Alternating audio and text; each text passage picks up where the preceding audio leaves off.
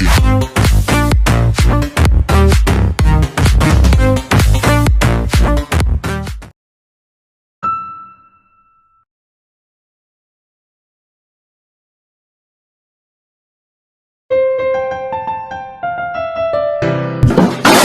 Tatagos ka talaga sa pinto, be, pag hindi mo nahanap yung susi habang hinahabol ka ng monster.